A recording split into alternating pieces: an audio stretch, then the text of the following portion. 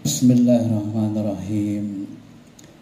Assalamualaikum warahmatullahi wabarakatuh.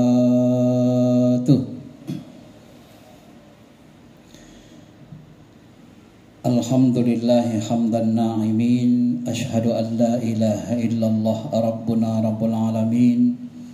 Wa ashhadu anna Muhammadar Rasulullah sayyiduna sayyidil mursalin. Allahumma salli ala habibina syafi'ina Muhammadin wa ala alihi wa sahbihi ajma'in, amma ba'd. Ma'asyiral muslimin, jamaah salat zuhur yang dirahmati Allah. Tema ceramah yang akan kita bahas pada kesempatan ini adalah misi ruh, misi manusia turun ke muka bumi.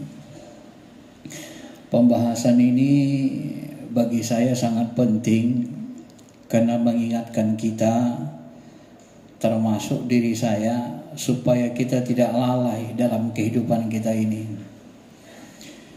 Kita ini sebenarnya ma'asyiral muslimin adalah makhluk alam cahaya, diciptakan dari Nur Muhammad, berasal dari alam lahud, alam keabadian, diturunkan ke bumi ini sementara saja 60-70 tahun, sedikit yang umurnya sampai 100 tahun. Kalau kita lupa misi kita turun ke bumi, maka nanti kita akan hidup menderita sesudah ini. Maka dari itulah perlu kita ulang-ulang, sebenarnya kita diturunkan Allah ke muka bumi ini buat apa? Apa tugas kita? Allah Subhanahu wa taala berfirman, laqad khalaqnal insana fi ahsani taqwim summa radadnahu asfala safilin. Kami sungguh telah menciptakan manusia ini sebaik-baik bentuk, sebaik-baik makhluk. Maka di alam jagat raya ini tidak ada makhluk yang lebih mulia, lebih dekat dengan Allah Ta'ala selain manusia. Sampai-sampai Allah mengatakan, wa nahnu aqrabu ilaihi min hablil warid. Kami itu lebih dekat dari urat lehermu. Kedekatan Allah dengan manusia bahkan melampaui kedekatan Allah dengan malaikat-malaikatnya. Inilah yang ditunjukkan Nabi kita Muhammad SAW ketika Isra Mi'raj. Ya. Jibril tidak bisa mendekat kepada Allah dengan jarak yang paling dekat. Yang bisa melakukannya hanya Nabi kita Muhammad sallallahu alaihi wasallam. Maka kita ini berasal dari alam lahud, alam cahaya, alam keabadian, alam keagungan. Diturunkan ruh kita ke bumi, dilengketkan, disambungkan ke jasmani kita ini buat apa? Yang pertama sebenarnya adalah untuk menyempurnakan ma'rifat kita kepada Allah, sehingga kita nanti bisa menjadi abdi Allah. Inilah yang pertama, dan inilah yang dikatakan Allah dalam Al-Quran, wa ma khalaqtul jinna wal ins illa liya'budun. Tidaklah aku ciptakan jin dan manusia kecuali liya'budun, untuk mengabdi. Lalu Ibnu Abbas menafsirkan liya'budun dalam ayat ini sebenarnya adalah liya'rifun, supaya kamu ma'rifat, kenal dengan Allah. Lalu kita bertanya, kok bisa ditafsirkan Ibnu Abbas liya'budun ini dengan liya'rifun? Maka kita pahami ma'asyiral muslimin, ternyata kita tidak akan bisa menjadikan diri kita sebagai abdi Allah, hamba Allah yang sebenar-benarnya, kalau kita sendiri tidak mengenali Allah dengan baik.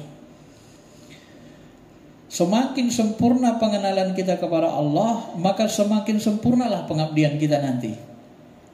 Bagaimana mungkin seseorang akan jadi abdi, jadi hamba, jadi budak sesuatu yang dia sendiri tidak kenal? Ini tidak mungkin. Tidak mungkin terjadi. Ada orang yang menghambakan diri kepada sesuatu yang dia sendiri tidak mengenalinya. Maka wajar kalau Ibnu Abbas mengatakan liya'rifun Itu tafsir dari liya'budun. Kenapa? Kalau kita sempurna pengenalannya kepada Allah, semakin sempurna ibadah kita. Sampai-sampai nanti kita tidak mau hidup berpisah dari Allah, karena kita sudah mengenali Allah itu. Sampai-sampai nanti kita, aktivitas hidup kita selalu hidup bersama Allah. Maka seluruh yang kita lakukan di bumi ini adalah ibadah, pengabdian kepada Allah. Orang yang sudah sempurna ma'rifatnya kepada Allah, cirinya dia selalu hidup bergantung hanya kepada Allah. Mau berangkat kerja, dia ngomong ke Allah, ya Allah, aku berangkat kerja ini untuk menunaikan perintahmu, mengharap ridhomu. Tolong bantu aku ya Allah, berikan aku rezeki yang halal, jangan sentuhkan diriku kepada yang haram. Bismillahi tawakkaltu ala Allah, la haula wa la quwata illa billah. Melangkahlah kaki kita. Di dalam kantor kita ingat Allah, ya Allah, di kantor ini banyak masalah, ada sekitar 21 masalah belum selesai. Tolong bantu aku ya Rabb menyelesaikannya pelan-pelan satu persatu. Maka Allah beri petunjuk ke hati kita, kita selesaikan. Hari ini selesai 3-5 masalah, pulang kita ke rumah, ya Allah terima kasih ya Allah, tadi engkau telah bantu aku menyelesaikan masalahku, sudah 5 selesai. Mudah-mudahan besok akan selesai yang berikutnya. Jadi semua dari mau berangkat kerja, di dalam kerja, pulang dari kerja, semuanya menjadi ibadah. Inilah liya'budun itu, karena kita kenal. Kita pingin selalu hidup disertai oleh Allah, karena pengenalan kita kepada Allah sempurna. Tapi kalau kita tidak kenal sama Allah, ma'asyiral muslimin, kadang-kadang kan kalau kita tanya orang, kamu kerja ini kenapa? Karena Allah. Apa buktinya kamu kerja karena Allah? Kamu tadi berangkat kerja ingat Allah enggak? Baca bismillah enggak? Enggak. Di kantor ingat Allah enggak? Enggak. Ya. Pulang dari kerja ingat Allah enggak? Enggak. Loh, katanya kerja karena Allah, tapi enggak ingat Allah. Mau berangkat enggak ingat, di kantor enggak ingat, pulang kerja enggak ingat. Lalu Allahnya di mana? Maka kata sebagian guru kita, berapa banyak orang Islam ini yang hidupnya mengaku sebagai beriman, tapi tidak siap hidup bersama Allah, tidak siap hidup didampingi Allahnya. Dia lebih siap hidup didampingi dan bersama hawa nafsunya selain Allahnya. Padahal semua selain Allah ini akan dihancur binasakan. Kullu syai'in halik illa wajhah. Inilah tugas kita. Maka ma'asyiral muslimin yang dirahmati Allah Subhanahu wa taala, tugas utama kita adalah menyempurnakan ma'rifat. Maka disuruh ketika kita turun pertama kali ke bumi, kita disuruh mencari wakil Tuhan, nabi rasul yang ahli ma'rifat sempurna, nabi rasul. Jumpai nabi, jumpai rasul. Kita tidak hidup di zaman nabi dan rasul. Kalau hidup zaman sahabat yang mewakili rasul, para wali dari kalangan sahabat. Kita enggak hidup zaman sahabat, tabi'in, gak hidup zaman tabi'in terus sampai sekarang, dan terus kita harus mencari guru pembimbing ya. Supaya apa? Ruh kita yang pertama kali, alastu birabbikum qalu bala syahidana, sebelum diturunkan kan sudah diminta persaksian. Hei ruh, apakah kau bersaksi engkau tuh aku adalah Tuhanmu? Syahidana, kami bersaksi Allah. Wadhkur ayyamillah, ingatkanlah ruh ini dengan hari-hari dia bersaksi bersama Allah Subhanahu wa taala. Ruh kita ketika diturunkan ke bumi diberikan hawa nafsu, dititipkan di dinding-dinding kalbu kita setan yang menggoda. Kemudian dipandangkan kita dengan mata, telinga, mendengar, memandang kepada dunia alam semesta, sehingga ruh ini lupa, dia selalu lupa asalnya, asal kejadiannya. Maka dari itulah diutus seorang nabi, rasul, para wali untuk apa? Untuk mengingatkan. Nah, inilah nanti misi kedua yang dikatakan Allah dalam Al-Quran kepada Nabi SAW. Qul, katakanlah Muhammad, hadhihi sabili ad'u ilallah. Katakanlah Muhammad, inilah jalanku. Jalan yang dilalui, jalan yang dikerjakan Nabi ketika hidup adalah ada'u ilallah, mengajak diri-diri kita, ruh-ruh kita ini kembali kepada Allah dalam keadaan suci bersih. Kenapa? Karena kita berasal dari alam cahaya, alam keabadian. Kita bukan makhluk bumi sebenarnya. Kalau kita makhluk bumi, kita hidup di bumi selamanya. Tapi tidak ada manusia yang hidup selamanya di bumi. Kita ini makhluk musafir, illa abiri sabili kalau bahasa Nabi. Kita ini hanya mampir di bumi. Kita makhluk alam cahaya. Ya. Maka tugas Nabi diutus ke muka bumi untuk apa? Ad'u ilallah, mengajak kita kembali lagi kepada Allah supaya kembali suci bersih. Bagaimana caranya supaya ruh kita mau dia kembali kepada Allah, tidak terikat dengan dunia-dunia dan godaan ini, tidak dicengkeram oleh godaan dunia dan segala isinya? Ala basiratin. Satu caranya yaitu ala basiroh, hidupkan mata hati, mata ruh itu. Buka mata ruhnya, sadarkan ruh kita itu. Ya. Sadarkan dia akan misi dia hidup di bumi, misi dia diturunkan ke bumi. Sadarkan ulang dia. Kalau bahasa orang biasa, ya, buka pikirannya supaya dia mau mikir ulang. Ruh, kamu di bumi bukan untuk selamanya. Ruh, ingat, kamu sudah janji dengan Allah. Ruh, kamu wajib kembali ke Allah. Inna lillahi wa inna ilaihi rajiun. Kamu berasal dari Allah dan akan kembali kepada Allah. Gak bisa kamu gak kembali. Ingat tugasmu di bumi ngapain? Jangan lupa.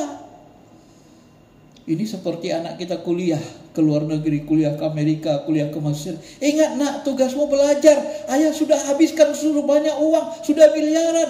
Tugasmu 2 tahun, 4 tahun hanya untuk belajar di negeri orang. Jangan terlibat narkoba, jangan terlibat ABC. Ingat nak, ingat benar-benar. Tolong ayah sudah habis-habisan untuk kuliahkan kau. Kira-kira begitulah perumpamannya. Maka Nabi Rasul diutus untuk apa? Mengingatkan kita, mengingatkan ruh kita, supaya kita jangan lupa di bumi ini bahwa misi kita adalah menjadi abdi Allah, menjadi kekasih Allah. Supaya ruh kita itu ingat kembali, maka dibuka mata ruhnya, disadarkan. Bagaimana cara membuka mata ruh, menyadarkannya? Ana wa manittaba'ani, yaitu dengan cara melaksanakan ibadah-ibadah fardu dan ibadah-ibadah sunnah, dengan cara membersihkannya. Ainar ruh, mata ruh kita, hati kita itu bisa terbuka mengenal Allah kalau dia dibersihkan. Bagaimana cara membersihkannya? Banyak beramal amalan fardu dan amalan nawafil. Inilah yang dikatakan dalam hadis qudsi, tidak ada yang lebih kucintai yang dilakukan hambaku kecuali mereka mengamalkan amalan fardu. Tidak henti-hentinya hambaku mengamalkan amalan nawafil, amalan sunnah sampai aku mencintainya. Apabila aku mencintainya, kujadikan dia memandang dengan mataku, mendengar dengan telingaku, dan seterusnya. Sehingga nanti satu kesatuan. Apa yang jadi pandangan Allah, firman Allah, begitulah kita memandangnya. Ketika Allah mengatakan kepada kita, ketika kena musibah sabar, maka kita pun bersabar. Menyatu keinginan kita dengan keinginan Allah, pandangan kita. Kenapa? Karena terbiasa dalam ketaatan.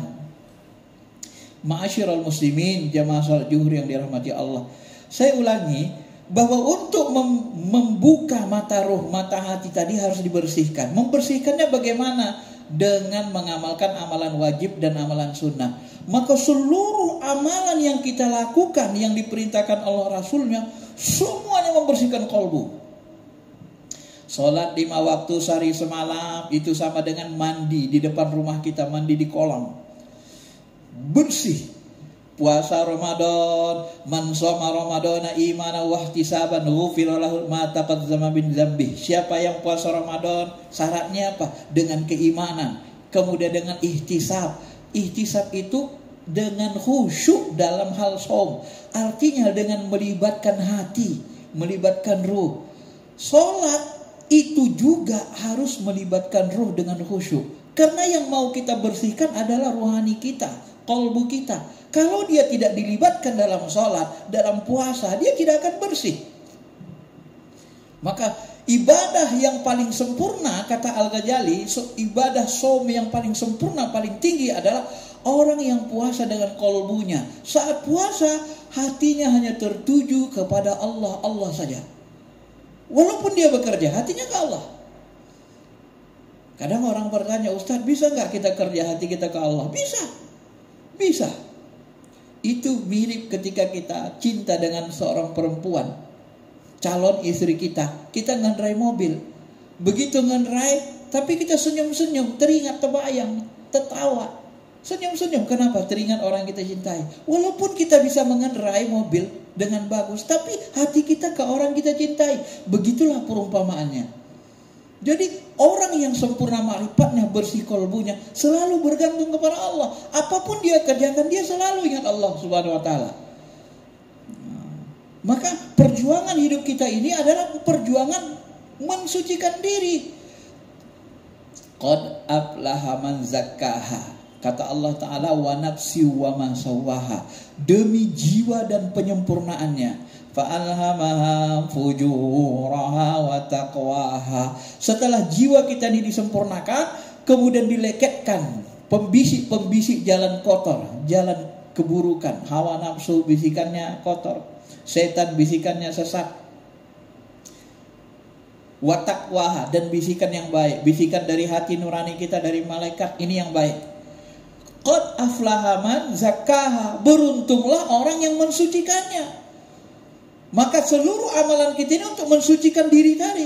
Salat mensucikan diri, puasa mensucikan diri. Kita berangkat haji, barang siapa yang haji dapat haji mabrur, kharajat min batni ummihi, dia seperti keluar bersih, seperti keluar dari rahim ibunya.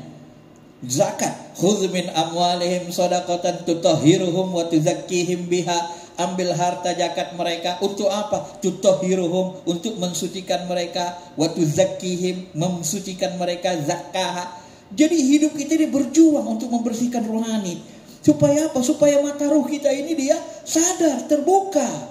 Kalau tidak dibersihkan, dia akan kotor. Semakin tidak dibersihkan, semakin kotor, semakin banyak maksiat, banyak bintik-bintik hitam di qalbu kita, di hati kita, lama-lama dia ketutup. Khatamallahu ala qulubihim. Kalau sudah ketutup, na'udzubillah, maka nanti orang yang hatinya ketutup, dia cenderung kafir, nggak percaya akhirat, nggak percaya lagi sama Allah, nggak pedulian dengan perintah-perintah Allah. Kenapa? Karena sudah ketutup. Kenapa ketutup? Tidak dibersihi, banyak maksiat, banyak jalim. Masyarul muslimin, jamaah salat zuhur yang dirahmati Allah. Inilah misi kedua. Jadi misi pertama tadi itu untuk mengabdi, menjadi kekasih Allah ya, dengan cara membersihkan diri, 1-2 berhubungan sehingga nanti sempurna ma'rifat kita kepada Allah, sehingga ruhani kita kembali dalam kondisi sempurna dan dimuliakan nanti. Dan misi yang ketiga adalah disebutkan sebagai khalifah di muka bumi. Ini yang sering juga kita dengar, wa idza qala rabbuka lil malaikati inni ja'ilun fil ardi khalifah. Ingatlah ketika Tuhanmu mengatakan kepada malaikat bahwa Allah ingin menjadikan khalifah. Yang dimaksud khalifah di muka bumi apa? Khalifah di muka bumi ini tugasnya adalah memakmurkan bumi. Bagaimana supaya bumi makmur? Maka di dalam ayat yang lain, ketika Allah menciptakan Nabi Daud sebagai khalifah, maka yang pertama Allah suruh adalah fahkum bainahum bil adli, menegakkan keadilan, melanggengkan kebaikan, memeratakan ekonomi sosial. Jadi tugas kita memakmurkan bumi supaya bumi ini makmur, tenang, aman, damai. Maka keadilan harus ditegakkan, kemakmuran harus dimeratakan. Ini tugas kita sebagai khalifah. Dan tugas kita sebagai khalifah ini, itulah salah satu sebab kenapa kita diberikan hawa nafsu. Karena hawa nafsu ini sebenarnya dalam rangka untuk sebagai perangkat untuk menjadi khalifah. Sebab kalau tidak ada hawa nafsu, sebagaimana dalam satu riwayat disebut, ketika malaikat mencabut hawa nafsu dari seluruh penduduk satu kampung, satu daerah, satu kota, apa yang terjadi? Semua masyarakat itu tidak mau lagi, tak mau nikah, tak mau cari nafkah, tak mau punya mobil, tak mau punya gedung-gedung. Semuanya mau di masjid, itikaf zikiran, hanya ingat Allah saja, ibadah saja, gak mau apa-apa. Karena hawa nafsu ini banyak sekali keinginannya. Maka dalam puasa ini, walaupun hawa nafsu ini bisa sebagai musuh, bisa juga sebagai alat teman kita. Apabila bisa kita kendalikan, maka hawa nafsu ini menjadi teman kita untuk memakmurkan bumi. Dengan hawa nafsu inilah kita mau membuat masjid semegah ini. Karena hawa nafsu lah kita mau menikah, sehingga kita punya anak istri. Kalau nggak ada hawa nafsu kita nggak mau nikah. Kita nggak mau hidup bernegara, nggak mau membangun kota, nggak mau. Kan itu semua hawa nafsu. Maka di dalam hal ini Islam menganjurkan kita mengendalikan, bukan membunuh hawa nafsu. Ya. Jadi Islam itu menyuruh mengendalikan. Kan hawa nafsu ini bahagian dari hijab kita, penghalang-penghalang kita untuk menuju Allah, untuk kembali dalam keadaan suci bersih menuju Allah Subhanahu wa taala. Maka dia harus kembalikan. Maka orang yang hebat, kata Nabi, laisa syadid bisur'ah walakinna syadid alladzi tamliku nafsahu indal ghadab. Bukan orang yang hebat dahsyat itu, bukan orang yang kokoh kekar badannya, tapi orang yang hebat mampu mengendalikan hawa nafsunya, termasuk ketika dia marah. Mampu kita kendalikan. Jadi orang yang mampu mengendalikan hawa nafsu itulah orang yang paling hebat dalam pandangan Islam. Dan orang-orang yang mengendalikan hawa nafsunya, wa amma man khafa maqama rabbih wa nahan nafsa 'anil hawa fa innal jannata hiyal ma'wa. Orang-orang yang mampu takut kepada Allah dan mampu menahan hawa nafsunya, maka dia dijanjikan Allah surga. Dan salah satu amalan yang paling hebat untuk mengendalikan hawa nafsu adalah puasa. Makanya puasa ini dijadikan Allah amalan pokok dalam Islam, amalan pilar, bukan amalan biasa. Kenapa? Karena musuh yang paling berat di diri kita adalah hawa nafsu. Inilah yang dikatakan Nabi ketika selesai perang Badar. Sahabat kita baru selesai perang kecil menghadapi perang yang lebih besar. Iya, apa masih ada perang yang lebih besar dari Rasul? Sahabat kaget. Karena perang Badar itu sudah sangat besar bagi mereka. Ada perang melawan hawa nafsu. Maka hawa nafsu ini adalah sumber petaka bagi kehidupan. Bisa menjadi teman juga, tergantung kita. Kalau dia tidak dikendalikan, dia menjadi sumber kerusakan. Kalau kita tanya misalnya jujur, kenapa Israel menyerang Palestina?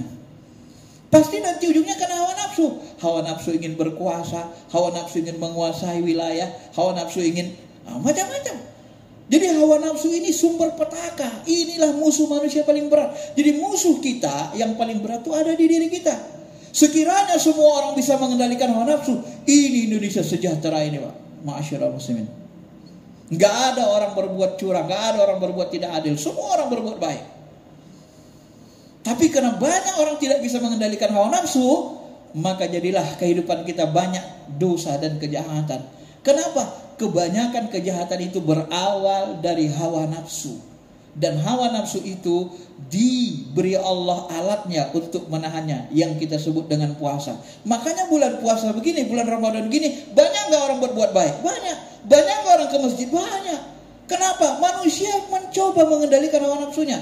Tapi menjelang nanti Idul Fitri, ketika mereka melepas kembali hawa nafsunya, udah mulai itu melemah kebaikan-kebaikan itu. Kenapa? Semakin kuat kita kendalikan hawa nafsu, semakin menyebar kebaikan-kebaikan di dunia maupun di akhirat. Tapi semakin kita kendorkan kendali hawa nafsu, maka semakin merajalelalah kejahatan, keburukan di muka bumi. Dan tugas kita adalah melawan, menaklukkan musuh terberat ini. Supaya apa? Supaya kita bisa melestarikan bumi, bisa kita menegakkan keadilan, bisa kita men-share. Kalau bahasa undang-undang kita, udara, kekayaan alam ini, baik udara, lautan, darat, semuanya digunakan untuk sebesar-besar kemakmuran rakyat. Ini adalah undang-undang kita. Kalau kita PNS, kita sudah disumpah untuk melaksanakan Pancasila sila kelima ini. Maka tidak boleh sebenarnya ada istilah, tidak boleh ada istilah sepertiga kekayaan alam ini dikuasai segelintir orang kecil. Enggak boleh sebenarnya itu. Karena itu cenderung kerakus. Mahatma Gandhi pernah mengatakan, isi bumi ini jauh lebih cukup untuk menghidupi seluruh makhluk bumi. Tapi isi bumi ini tidak cukup kalau diberikan kepada satu orang yang rakus. Nah, satu orang yang rakus ini dikendalikan hawa nafsunya. Maka kita harus tahan dia. Kita harus kekang. Jangan sampai kekayaan alam kita dikuasai segelintir orang. Harus digunakan sebesar-besar kemakmuran rakyat. Kenapa? Karena kita khalifah di muka bumi. Itu tugas kita, itu misi kita. Karena kita ini bersaudara, kita ini makhluk alam laut, harus berbuat baik satu sama lainnya. Inilah misi kehidupan kita. yang kita kaji dari Al-Quran dan Sunnah mudah-mudahan bisa kita pahami dengan baik, dan mudah-mudahan Allah memberikan kekuatan kepada kita untuk istiqomah mengendalikan hawa nafsu kita, menyempurnakan ma'rifat pengenalan kita kepada Allah sehingga kita bisa menjadi sebenar-benar abdi Allah. Terima kasih, mohon maaf atas segala kekurangan, terima kasih atas segala perhatian. Assalamualaikum warahmatullahi wabarakatuh.